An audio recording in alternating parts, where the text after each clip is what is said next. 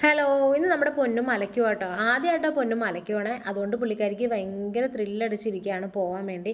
ഞാനൊക്കെ കുട്ടിക്കാലത്ത് മലയ്ക്ക് പോയപ്പോൾ ഇതേ സന്തോഷം ഉണ്ടായിരുന്നു കേട്ടോ. കാരണം നമുക്ക് എല്ലാവരും കൂടുകയും ചെയ്യും. നമുക്ക് എന്നും പോകാൻ പറ്റൂലല്ലോ. അതുകൊണ്ട് നമുക്ക് ഈ പ്രായത്തിലല്ലേ പോകാൻ പറ്റുള്ളൂ. അപ്പോൾ ഭയങ്കര സന്തോഷത്തോടെ നമ്മുടെ പൊന്നൂസ് ഇരിക്കുകയാണ്. കറുത്ത ഉടുപ്പൊക്കെ ഇട്ട് മുടി 2 വശമൊക്കെ കെട്ടി ഇങ്ങനെ ഇരിക്കുക കേട്ടോ. അപ്പോൾ തിരുമേനി വന്നു, പൂജയുടെ കാര്യങ്ങളൊക്കെ തുടങ്ങി.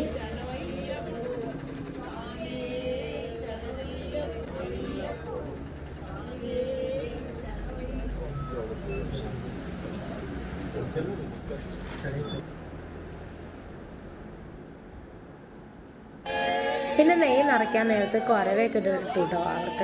അവർക്കടെ അതായത് എൻ്റെ പൊന്നൂസിൻ്റെ അമ്മൂമ്മയൊക്കെയാണ് കുരവ ഇട്ടത്. അങ്ങനെ നെയ്യൊക്കെ നിറച്ചു, നമ്മുടെ കെട്ടൊക്കെ നിറച്ചു. ഞങ്ങളൊക്കെ നമ്മൾ കെട്ടിൽ അരി ഇടണമല്ലോ, അതൊക്കെ നമ്മൾ ഇട്ടു. ഞങ്ങളെല്ലാവരും തന്നെ അവർ അയൽവക്കത്തെയും വിളിച്ചിട്ടുണ്ടെങ്കിൽ നമ്മുടെ സ്വന്തക്കാരെല്ലാവരും ഉണ്ടായിരുന്നു. കൊച്ച് ആദ്യമായിട്ട് പോകണതുകൊണ്ട് നമ്മളെല്ലാവരും ചെന്ന് കൊച്ചിന് ദക്ഷിണയും കാര്യങ്ങളെല്ലാം കൊടുത്തു. അത് കഴിഞ്ഞിട്ട് നമുക്ക് അവിടെ സദ്യ ഉണ്ടായിരുന്നു. നമ്മൾ വീട്ടിൽ തന്നെയാണ് സദ്യയൊക്കെ ഉണ്ടാക്കിയത്. കുറച്ച് പേർക്കുള്ള ഫുഡൊക്കെ ഉണ്ടാക്കി, പായസമൊക്കെ ഉണ്ടാക്കി.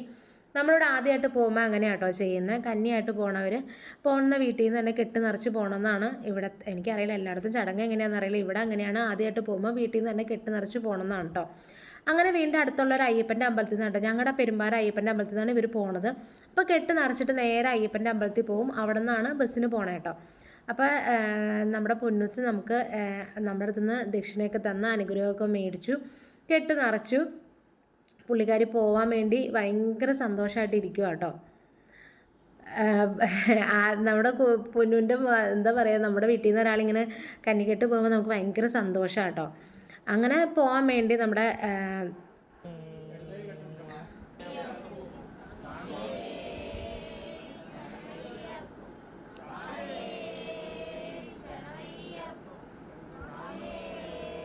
പ്രദക്ഷിണമൊക്കെ വച്ച് തേങ്ങ ഉടച്ച് തിരിഞ്ഞ് നോക്കാതെ പോകണം എന്നാണ് പറയണത്.